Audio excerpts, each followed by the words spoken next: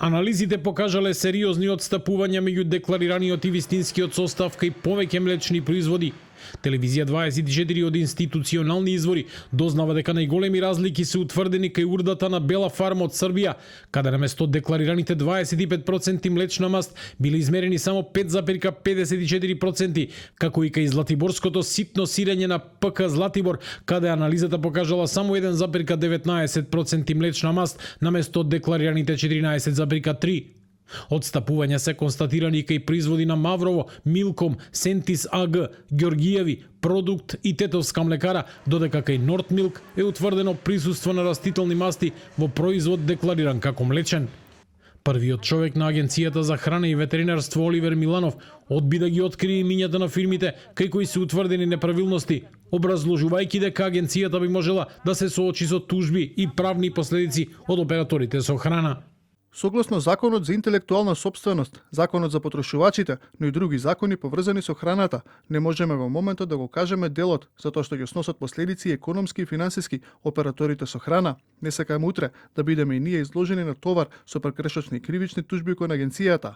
Сточарите со месеци предупредуваат дека на пазарот се продаваат производи што содржат минимални количини млеко, а се представуваат како млечни производи. Зошто го трујате народ? Зошто децата мали си ги трујате? Зошто сите молчите?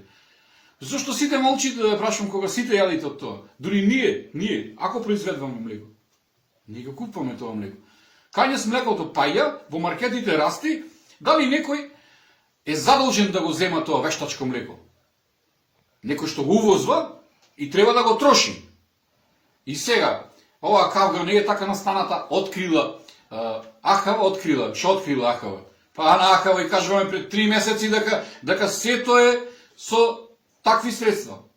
Со ѓубрина, едноставно, селски ние да кажеме дека е со ѓубрина тоа. Случајот го открија проверките на неколку мостри од храна донесени во лабораторијата на Институтот за јавно здравје.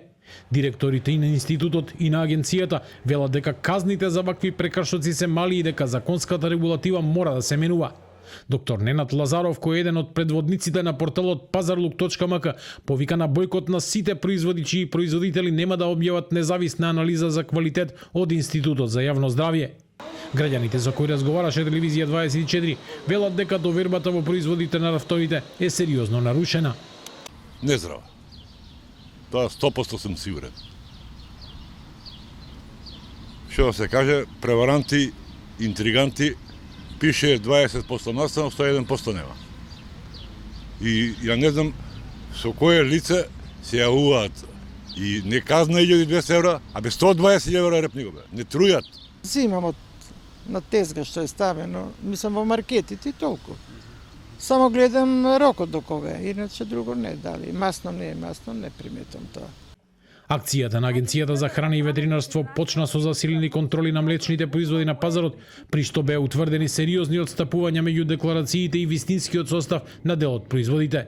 За прекршителите се изречени парични казни и други мерки согласно важечките прописи, но критичарите предупредуваат дека сегашните санкции се премногу ниски за да се спречат повторувањата на ваквите измами.